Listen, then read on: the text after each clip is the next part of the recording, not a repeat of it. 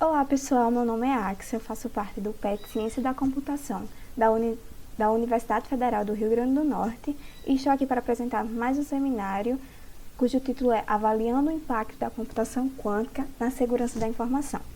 Durante esse seminário vamos abordar alguns temas para que podemos compreender o objetivo desse seminário. Alguns deles são segurança da informação, a segurança na computação quântica, alguns algoritmos quânticos relacionados a esse fim, e os próprios impactos que a computação quântica vai influenciar na segurança da informação. Na introdução, veremos brevemente o que vamos abordar durante todo esse seminário, e alguns desses objetivos são a computação quântica e a capacidade real de processamento. Vamos falar sobre o surgimento da computação quântica, algumas definições importantes para compreender como é que ela funciona, seu poder de processamento, seu surgimento, como se deu, entre outras coisas. A criptografia e a criptoanálise. Bem, para a gente entender o conceito de como a computação quântica vai impactar na segurança da informação, a gente tem que entender um pouquinho sobre segurança da informação. E alguns dos pontos que a segurança da informação e alguns pontos para compreender a segurança da informação são a criptografia e a criptoanálise, a criptologia no geral. Então, a gente vai abordar um pouco também sobre isso e como unir esse cenário de criptologia com a computação quântica. E, finalmente, o nosso objetivo central, que é analisar o impacto da computação quântica na segurança da informação, verificando se alguns métodos atuais, os métodos atuais da computação clássica para a segurança, vão se tornar obsoletos com esse advento da computação quântica. Bem, começando pela segurança da informação, como já havia dito, que a gente precisa entender um pouco do que se trata de segurança da informação, como ela funciona na computação clássica, para poder analisar o cenário dela na computação quântica. Bem, a segurança da informação, como o próprio nome já diz, requer garantir a segurança, a proteção dos dados e informações que nós, usuários, disponibilizamos e recebemos do sistema, do programa, da rede em si. Então, três pontos importantes da segurança da informação que estão citados aqui são a confidencialidade, a integridade e a disponibilidade. Bem, o que cada um desses significa? A confidencialidade, ela nos garante que os dados só vão ser acessados por quem tem permissão de acesso a esses dados. Por exemplo, um sistema que tem credenciais com usuário, login e senha. A confidencialidade em um sistema garante que outro usuário não pode acessar a conta a minha conta, por exemplo, que outro usuário não pode acessar a minha conta, porque ela é confidencial, só eu que tenho permissão àquela conta. Então, a confidencialidade, ela é cobrada nesse sentido, nesse aspecto de que apenas as pessoas com permissões de acesso a um certo dado tenham, de fato, acesso àquele dado, que outras pessoas que não têm permissão não consigam acessar aquele dado. A integridade, ela está no conceito de que o dado não pode ser alterado no meio do caminho. Por exemplo, se eu envio uma mensagem para alguém, até minha mensagem seguir pela rede, sair do sistema e chegar num outro computador, essa mensagem tem que estar intacta, ela tem que estar íntegra, ela tem que chegar da mesma forma que eu enviei. Então, a integridade diz respeito à integridade do dado, que outra pessoa não pode intervir no meio do caminho e mudar aquela mensagem. O dado ele tem que chegar íntegro ao atravessar um sistema, né, uma rede, por exemplo. E a disponibilidade, ela diz respeito a tornar os dados disponíveis, no sentido de que um dos ataques possíveis que pode ser feito a um sistema é mitigar o acesso aos dados. Por exemplo, eu tenho um sistema de busca e eu ataco esse sistema fazendo com que a página caia, com que ele não devolva informações. Então, isso é um ataque à disponibilidade. Ele está acabando com acesso aos dados. Então, ele está tirando a disponibilidade dos dados. E também, para compreender um pouco da segurança, como ela é tratada, a gente tem que estudar um pouco também de criptologia, que seria o estudo da criptografia, da criptoanálise. Bem, o que seria a criptografia? A criptografia, são métodos e meios de construir um algoritmo, por exemplo, que torne seus dados seguros. Em que sentido? Elas vão criptografar o seu dado e só vai ter acesso àquele dado, ele vai ficar criptografado, ele vai ficar irreconhecível, e só a pessoa que tem o poder de descriptografar o dado vai conseguir ter acesso ao dado. Então, é dessa forma que se trata a criptografia. Ela vai criptografar os dados, ou seja, vai torná-los irreconhecíveis e garantir que ninguém os reconheça, a não ser a pessoa que tem acesso que deveria ter acesso àqueles dados. A criptoanálise já faz o processo final da criptografia, que seria desencriptografar, seria analisar formas de desencriptografar o dado. Por exemplo, alguém me envia uma mensagem criptografada e um criptoanalista, ele tem o trabalho de pegar aquela mensagem criptografada, que ele não faz ideia do que se trata por dentro, e tentar desvendar aquela mensagem. Isso é o trabalho da criptoanálise. E a segurança matemática se diz a respeito à construção dos meios de criptografar ou descriptografar informações. Porque, no contexto atual da computação clássica, nós temos algoritmos que são criados para encriptografar e desencriptografar mensagens baseados na matemática e na segurança computacional, que é diferente da segurança matemática. O que seria segurança computacional? Bem, matematicamente, o algoritmo ele é capaz de ser quebrado. Existe uma demonstração matemática que mostra que o algoritmo ele é quebrável, existe uma demonstração para quebrar aquele algoritmo.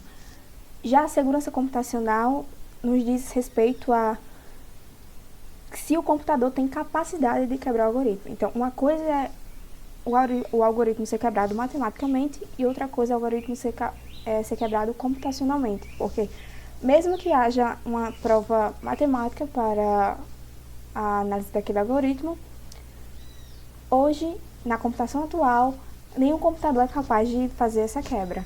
Então, tem essa definição, tem esses dois lados, que seria a segurança matemática e a segurança computacional de um algoritmo criptográfico.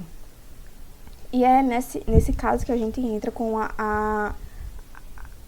os dois lados da computação clássica e o lado da computação quântica nesse cenário.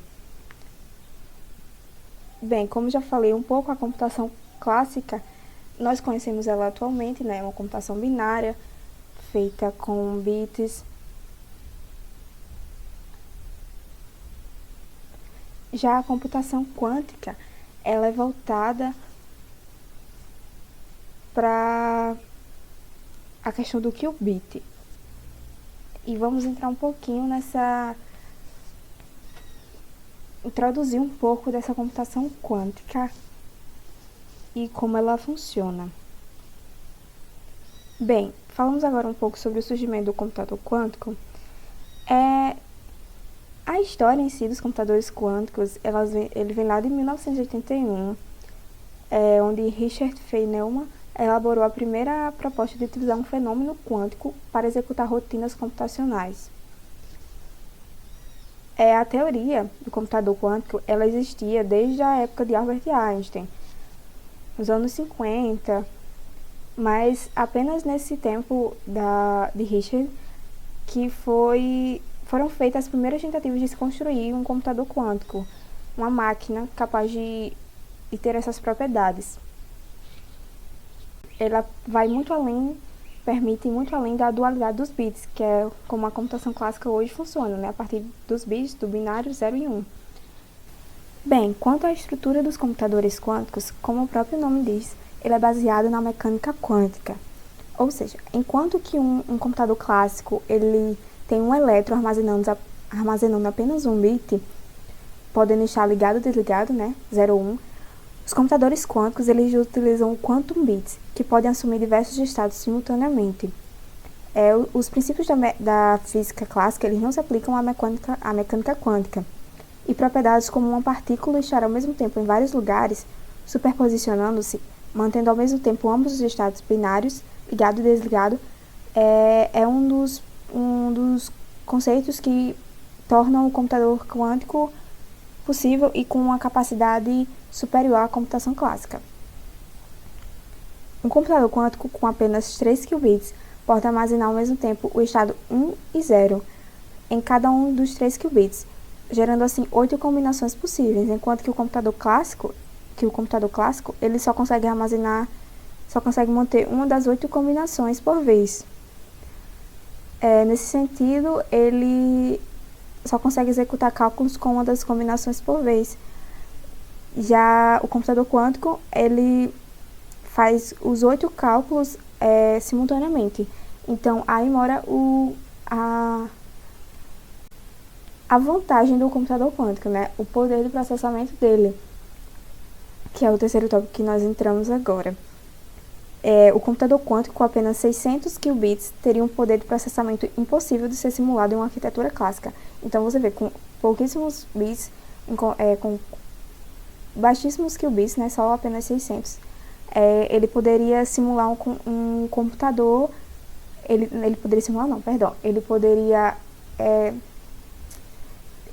teria a capacidade que um computador clássico nunca alcançaria. Seria cerca de 1 bilhão de vezes mais rápido e, teoricamente, funcionaria sem um consumo de energia alto. Porém, essa supercapacidade dos computadores quânticos tem influência direta na segurança, principalmente nos ataques de força bruta.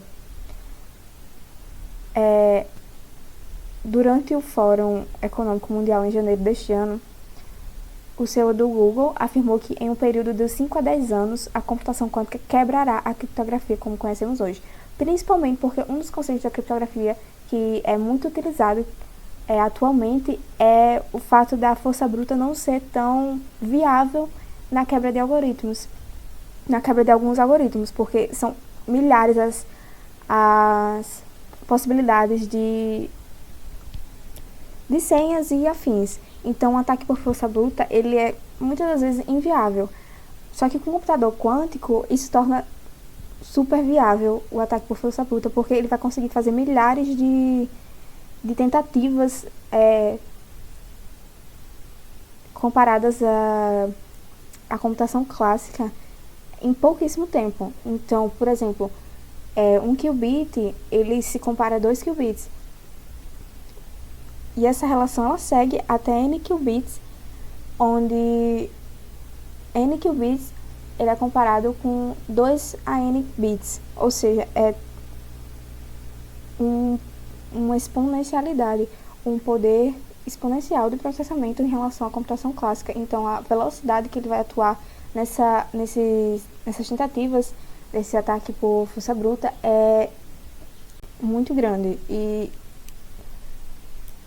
um sistema que levaria anos para ser quebrado pode ser quebrado em horas por um computador quântico.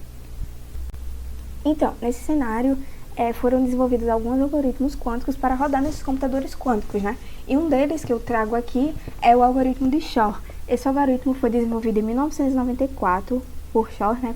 Por isso que ele tem esse nome. E a capacidade dele, ele foi desenvolvido para fatorar números primos. Dado um número primo qualquer, inteiro, G, o algoritmo descobre os seus fatores primos. E essa é um dos métodos que a criptografia RSA se baseia para criptografar informações. Ela se baseia na dificuldade dessa fatoração de números primos. Então, com esse algoritmo, vale salientar que ele roda em um computador quântico, e apenas um computador quântico, essa criptografia é facilmente quebrada. Aqui tem uma relação do algoritmo de fatoração RSA quanto à os bits e qubits. Num cenário assim simulado, para 3 métodos de tentativa de quebrar essa criptografia RSA, no método de força bruta, para uma chave, o algoritmo RSA ele é baseado em chaves, então depende do tamanho da chave, ele vai ser mais complexo ou menos complexo. E nesse sentido, numa chave de 128 bits, a força bruta, o método de força bruta, que seria o método de tentativa e erro, ele levaria cerca de 210 dias para ter a quebra do algoritmo, né? Para ter a quebra da informação. Já no melhor algoritmo clássico, o melhor algoritmo clássico criado para rodar no computador clássico, para quebrar essa criptografia RSA, para uma chave de 1024 bits. Quanto maior o tamanho da chave, mais complexo é a criptografia, né? Maior é o número primo e maior é sua dificuldade de ser fatorado. Então, para uma chave de 1024 bits, o melhor algoritmo clássico criado até hoje, ele levaria cerca de 11 anos para quebrar essa criptografia. Então, você vê que é uma criptografia muito forte e na computação clássica seria praticamente inviável a quebra dela. Só que com o algoritmo de Shor, no computador quântico, para uma chave de 1024 bits, a mesma chave que levaria 11 anos no melhor algoritmo clássico, no algoritmo de Shor, ela levaria apenas 0,01 segundos para ser quebrada. Então, é questão de segundos, ele quebraria uma criptografia que era praticamente inviável ser quebrada na computação clássica. Então, esse é o poder do computador quântico e do algoritmo de Shor para uma quebra da criptografia RSA. Então, todos os algoritmos baseados na fatoração de inteiros primos, não só RSA, mas tem vários outros algoritmos que são baseados nessa dificuldade de fatoração de inteiros primos. Então, todos os algoritmos baseados nessa fatoração e em logaritmos de fatoração de inteiros primos e logaritmos discretos estão vulneráveis ao algoritmo de Shor. Então, o algoritmo de Shor é muito potente nessa quebra de criptografias baseadas em fatoração de números primos.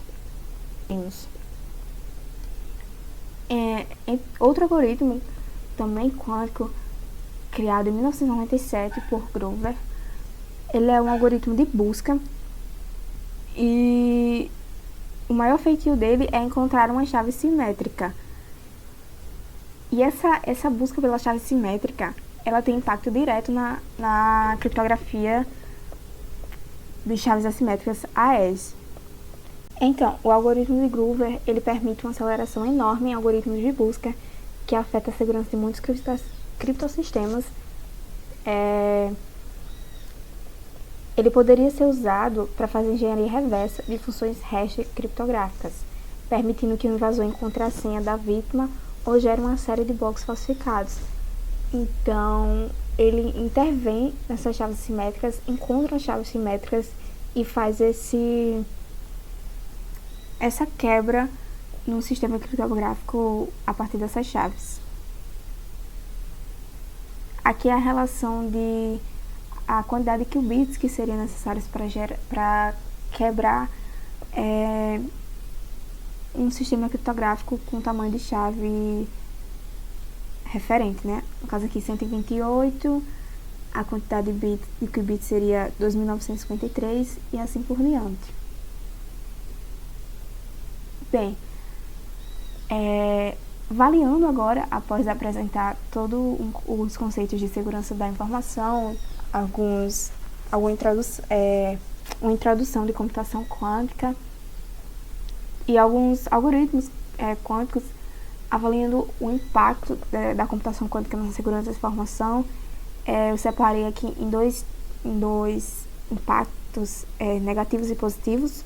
Inicializando pelos negativos, temos que as chaves atuais elas se tornam fracas. O fato de elas serem pequenas é muito fácil, é super viável do computador quântico ele quebrar Então, as chaves atuais, com os tamanhos atuais, elas se tornam muito fracas na computação quântica. Todos os sistemas criptográficos baseados na fatoração de grandes números primos estariam comprometidos, né? Que é um grande impacto do algoritmo de Shor, que foi falado. Os sistemas de segurança deveriam ser alterados em escala global. Por quê? Porque a grande maioria dos sistemas de segurança atuais, eles utilizam esses sistemas esses algoritmos criptográficos citados, e com o advento da computação quântica, essa facilidade de quebra desses algoritmos teria um impacto em todos os sistemas numa escala global, para que esses sistemas venham a ser alterados, senão eles seriam facilmente invadidos, né, nesse cenário. E nesse sentido, né, há necessidade de construção de novos algoritmos criptográficos, pois se os atuais podem ser quebrados pela computação quântica, nós precisamos criar algoritmos que não possam ser quebrados pela computação quântica, né? E isso requer um investimento na área da matemática baseado em correção de erros, que são algoritmos baseados nessa área, que eles não têm impacto, os algoritmos quânticos não têm impacto nesses algoritmos, nesses possíveis algoritmos, né, criados na área da correção de erros. Enquanto que os impactos positivos, nós temos o amplo poder de processamento do computador quântico, né, apesar dele impactar negativamente nos sistemas atuais de segurança clássicos, ele pode ser um benefício para uma grande abrangência de áreas. Por exemplo, ele garante a confidencialidade sem a necessidade de um complicado esquema de servidor central de chaves. Então, a possibilidade do computador ter essa sobreposição de dados, né, ele poder ser 0 e 1 ao mesmo tempo, garante que ele possa ter um sistema de transmissão de mensagens muito mais seguro, sem essa necessidade de troca de chaves, o que já é uma breve solução, né, para a questão do sistema de chaves AES. Então, temos aí, né, um impacto positivo nesse contexto. E também ele melhora a nossa capacidade de proteger dados críticos e pessoais. Apesar dele ter algoritmos que quebrem a segurança atual, mas esse poder de processamento dele também é alinhado à aprendizado de máquina, à inteligência computacional, poderia facilmente se tornar um sistema muito forte, muito poderoso. E esse aprendizado da máquina quântica pode gerar anomalias de comportamento que podem ser detectadas e usadas a favor da segurança. Por exemplo, a questão de gerar números aleatórios, né? Por essa capacidade de sobreposição, ele teria essa capacidade da geração de números aleatórios quânticos, que também pode ser usada em algoritmos criptográficos. E sobre os avanços nessa área, né, nesse sentido, porque nós falamos dos algoritmos já criados que podem intervir na segurança atual, mas não para por aí. Muitos estudiosos já estão investindo em algoritmos que não são quebrados pela segurança quântica. Essa área de estudos, ela tem por nome criptografia pós-quântica, que seria o cenário após o computador quântico, né? Então, os algoritmos, eles são nomeados dessa forma, algoritmos PQC, que seriam da criptografia pós-quântica. Eles utilizam problemas subjacentes que não parecem ser afetados pelo algoritmo de Shor. Então, algoritmos que estão sendo criados, estão sendo produzidos, já analisando esse impacto que o algoritmo de Shor tem. Então, mesmo que nós tenhamos algoritmos de quebra, estão sendo criados algoritmos que vençam, que combatem essa falha dos algoritmos da computação clássica atual para a computação quântica. Então, um deles é a criptografia baseada em hash, a criptografia baseada em código, sistemas criptográficos de McAlice e Niederreiter. São sistemas que eu não vou falar aqui, são bem complexos. E hoje em dia a gente já pode ter contato com essa criptografia pós-quântica. Houve experimentos do Google com o Chrome em 2016 que trouxe esse uso da criptografia pós-quântica em alguns meios da web, dos navegadores, já vem utilizando essas ferramentas. Teve esses dois experimentos, né? O SecPQ1 e o SecPQ2. E o OpenSSH 8.0 já incorpora algoritmos pós-quânticos nele. Então, é uma área que ela está crescendo, que ela sofre com a atualidade, sofre na atualidade com seguranças que já foram implantadas, com os sistemas criptográficos que já foram implantados com a computação clássica, mas que ela está se desenvolvendo, ela está criando criptografias que podem ser usadas nesse cenário. Então, o grande problema real é que o sistema atual, o comum, hoje em dia, ele tem impacto direto da computação quântica, mas há também o outro lado da moeda, que é a criptografia pós-quântica, que está sendo desenvolvida e que pode sim ser usada, e que ela não tem esse impacto negativo da computação quântica em cima dela. Então, concluindo, a computação quântica implica em severos impactos aos sistemas criptográficos, amplamente utilizados no mundo, nas mais diversas áreas, propósitos militares, diplomáticos, governamentais, sistemas financeiros e empresariais. Como eu já disse, são todo um setor global que utiliza a criptografia e os sistemas criptográficos da computação clássica. Então, é todo um setor que é impactado pela mudança desse sistema, né? Então, é necessário acompanhar o desenvolvimento desta tecnologia a fim de permitir que seja possível responder adequadamente e oportunamente, preservando a segurança cibernética. Ou seja, é necessário acompanhar esse desenvolvimento para que haja mudança na hora certa, né?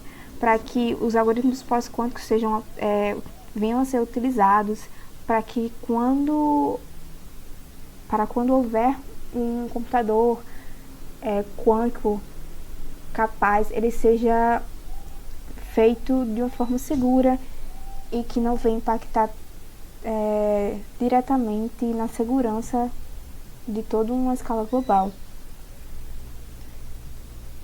E como já foi dito, né, há avanços consideráveis na criptografia pós-quântica em resposta aos progressos da computação quântica. Então, mesmo que a computação quântica esteja avançando e ela seja um cenário de impacto direto na segurança, a segurança também está avançando junto com a computação quântica e elas estão sendo trabalhados juntos nisso. Então, são avanços muito importantes e positivos nesse sentido. Então, pessoal, esse foi o seminário. Aqui estão algumas referências que eu utilizei para desenvolver esse seminário. Para mais informações, dúvidas a respeito, podem entrar em contato. Aqui estão os dados das nossas redes sociais: o Instagram PetCCUFRN, o Facebook Pet Ciência da Computação FRN e o nosso site PetCCUFRN. Então é isso, muito obrigada por ter assistido esse vídeo. Vocês podem encontrar outros vídeos aqui no YouTube do PET.